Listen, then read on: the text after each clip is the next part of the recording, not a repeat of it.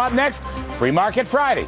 Our Powerhouse panel takes on the biggest stories of the day. On the menu, let's just ask this simple question.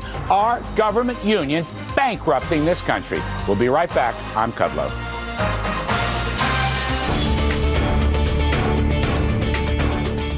All right, it's the end of the week, which of course means it's Free Market Friday, right here on the Kudlow Report. We've got great guests tonight with me on set, so let's dive right in.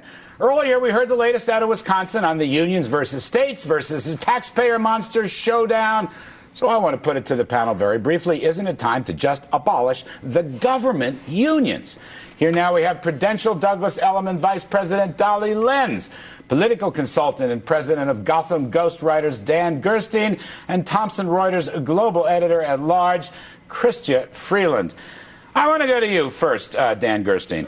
These unions are too big for their britches, and it is interesting to me, if you go back in history, Franklin Roosevelt opposed the unionization of government workers, not private, but government workers. Isn't it time to go back to FDR's thought? No. I think we've gone too far. We've got public sector unions, they're here to stay, but we don't have to abolish public sector unions to have serious reform and pension and health care benefits. And I think we're seeing that in New Jersey and New York, where states are broke.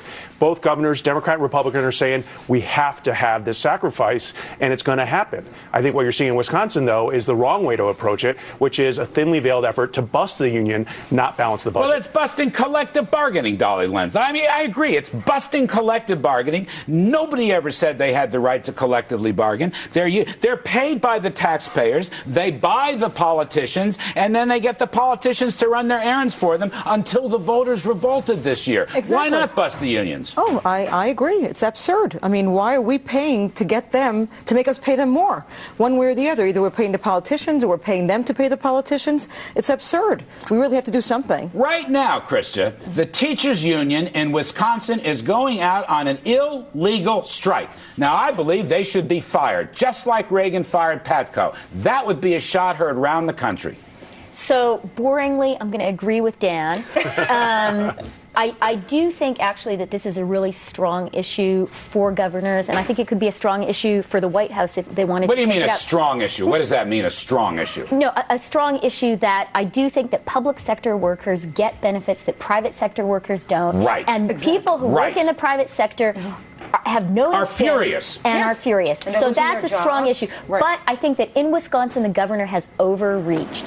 He should have stuck with making this a purely financial matter. Well, you don't know that politically. You don't know that. The polls are running in favor of him right now. No, but I'll tell you, he has overreached in two ways, I think, Larry. One, by pushing the collective bargaining issue. And the other thing is, why hasn't he included policemen and firefighters in his campaign? They are public sector unionized workers, too. They're essential workers. So are teachers essential workers. Not the same way. Actually, teachers are even more essential. The teachers are the more irresponsible. They're Yes. the most irresponsible union in this country, the teachers union. We see it in New Jersey. We see it in New York. We see it nationwide. You know, Dan, what strikes me as so interesting here is that the taxpayers and the voters, including private union people, these public unions get more than their private sector counterparts, by as much as 50%, according to the Bureau of Labor Statistics. So private union guys do not want to pay higher taxes to support these fat hog public union guys.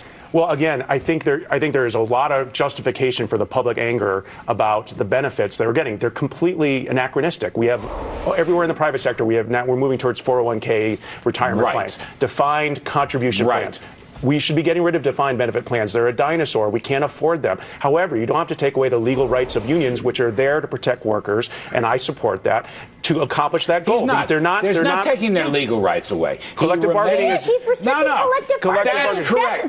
The key word is restriction. But collective bargaining is the core. Is restriction. But they won't give in on anything. No one gave them unrestricted. Well, if they won't, what is he supposed to do? If they won't give in, then he has to press it. What do you mean? collective the key bargaining. word is restriction. Unions have Answer my collective point. bargaining. Answer Yes. my point. The federal government has restrictions on the public unions. They cannot collectively bargain for wages. Why should these state workers have privileges of collective bargaining that the federal government doesn't even grant? In other words, Wisconsin was bought and paid for. That's really the problem, Dan. Well, but I got to go back to Krista's point about the exclusion of the police and firefighters. That shows that it's a political ploy. The governor just is lacking credibility because he won't put everything on the table. Also, if you're looking at, if this is seriously about deficit reduction and getting the state back, he would not have passed the tax cuts he passed, which are going to add another apparently $130 million to deficit.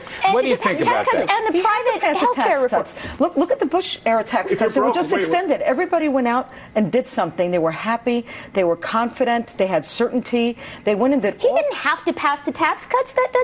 That's Sure. ridiculous. He Much didn't have better. to pass $120 Wait, let me million ask you, in tax cuts. Let's do what Chicago did everywhere. You have just raise taxes. That's right. Yeah, you have Governor Andrew Cuomo, who will not renew the tax increase on millionaires. That's essentially what Scott Walker has done. You have Chris Christie, who will not renew the tax hike aimed at millionaires. So which is it? Pay the public unions exorbitant benefits or keep tax rates low for investment and growth? Keep tax rate low. Keep people in the state, New York, New Jersey, Wisconsin, right? Keep people working in the state.